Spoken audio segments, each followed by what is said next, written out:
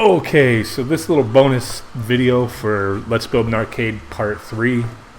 This is Let's Build an Arcade Part 3.5, because this is not the most vital step. But if you're using the same kit that I'm using, you probably will want to add T-molding to your kit. I'm no expert, but it's pretty easy to put T-molding onto a panel that's already pre-routed. Otherwise, if you need to route your panel, just make sure you get the right bit.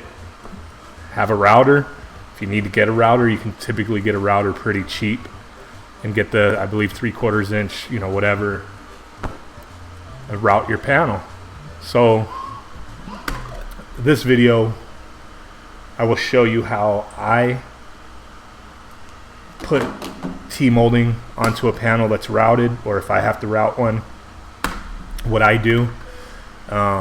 It's pretty simple. I'll go over all the things that you're going to need, but you typically can find T-molding, 3/4 inch T-molding on eBay for about $5 to $6 for a 20-foot roll. I don't know anywhere else to buy it. There's, they sell T-molding in Home Depot and whatnot, but not in the kind of colors that you want for a arcade cabinet, bar top, or panel. So eBay's really the only place that I know of to get it. If anybody else knows a better place, oh crap, please let me know. Typically you'll pay $5 to $6 for the 20-foot roll, and then most of the people, they charge about another $5 or $6 for shipping. So you're looking at $10 to $12 for 20 feet, which is enough for these panels that I'm doing. 20-foot roll is enough to do a couple of them, maybe 2 to 3 of them, and have some left over. They have plenty of colors: blue, red, black, white, chrome and whatnot. But we'll go over all that. Let's dive in and get the T-molding put onto this thing, and you guys can see what pretty much the finished product will look like. See you guys there. Let's get this party started. Okay, so here we got our panel that's completely put together with buttons, our sticks. Everything is wired, ready to go. We got our Pi hooked up, got our encoders in here. Everything's ready to go. Our sticks, everything's good. We're ready to wrap this guy up. Last thing we need on this guy is going to be our T-molding. So on our T-molding, we're going to be going all the way around and all the way to the back, and then on the sides on the front, and then we do have the sides on the back. So first thing we're going to need is our T-molding. Going to be using blue on this one. And then we also need a rubber mallet. I would not recommend using a hammer or anything else. Use a rubber mallet.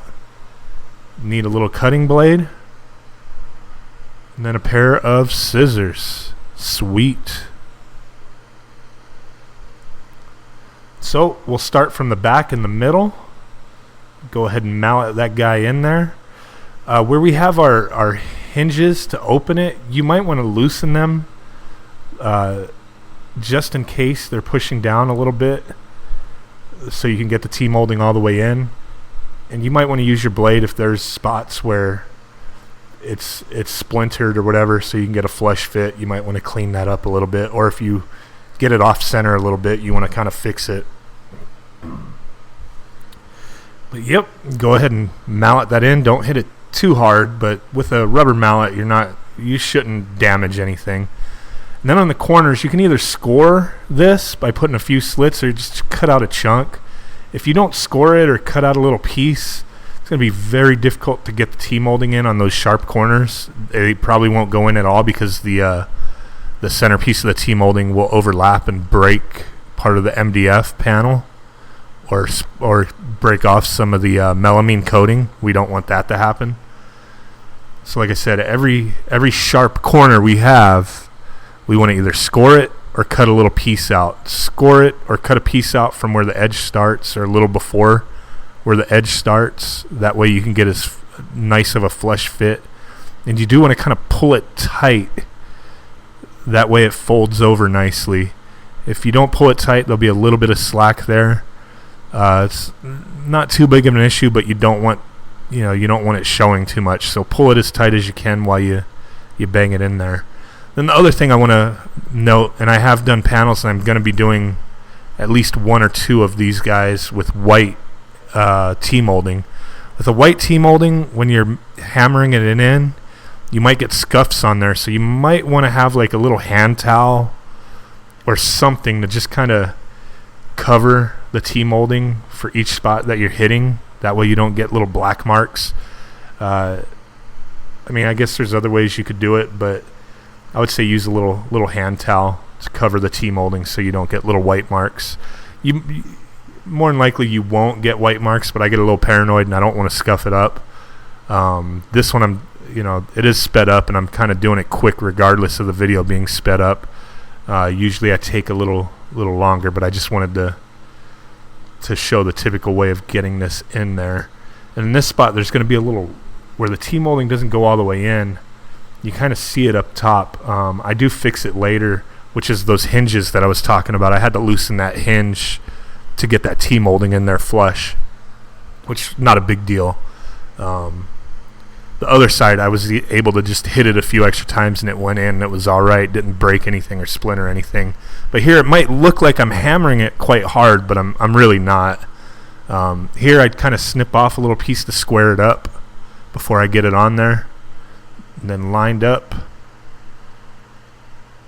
Bam. Line her up. And then mallet it in. If you don't have it lined up properly, or the piece of the T-molding that goes into the routing is not straight, you will splinter up the MDF or open up the gap even more to where your T-molding won't stay in place. Then here, just snip it off and then trim it so it's flush. That way when it's sitting down on a tabletop, it's not loppy or kind of off-center and bouncing around a little bit. So we want to make sure the bottom piece is as flush as we can get it. And then bam, do the same thing for the other side. Line her up. Mallet that bad boy in. Boom, boom, boom, boom, boom.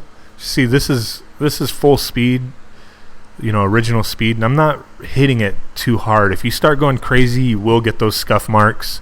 You do risk damaging the panel you're working on, so don't hit it too hard. And then again, like I said, with our blade, go ahead and trim it a little bit to make sure it's flush. There we go. Good to go.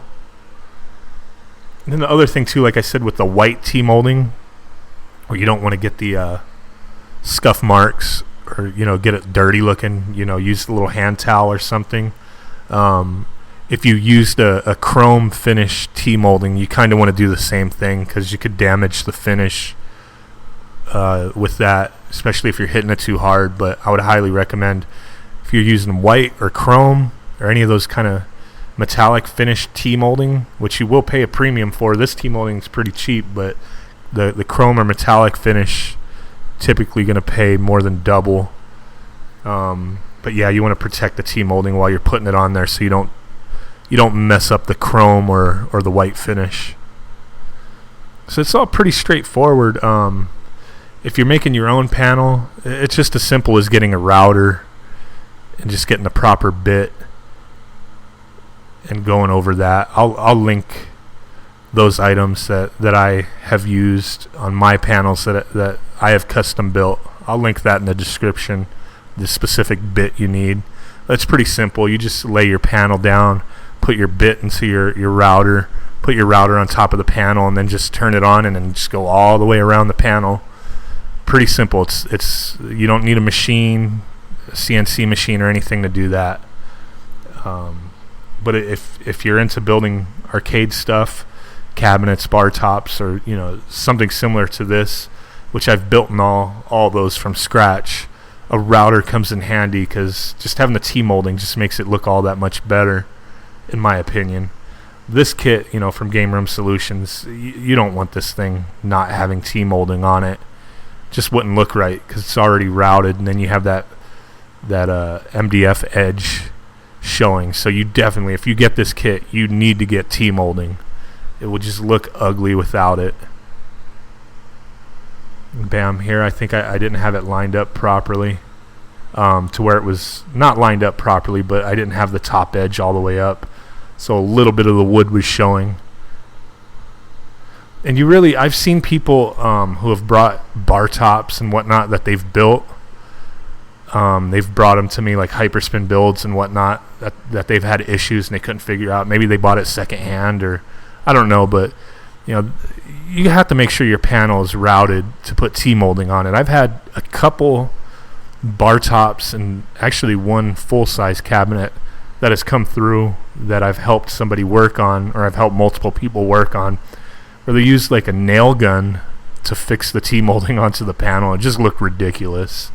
You don't want to do that. Do it properly to the best of your ability. Here I'm trying to hammer that edge in again, but right after this I did loosen that hinge to get it on there. But overall, I think these kits look pretty spiffy. Catch y'all next time.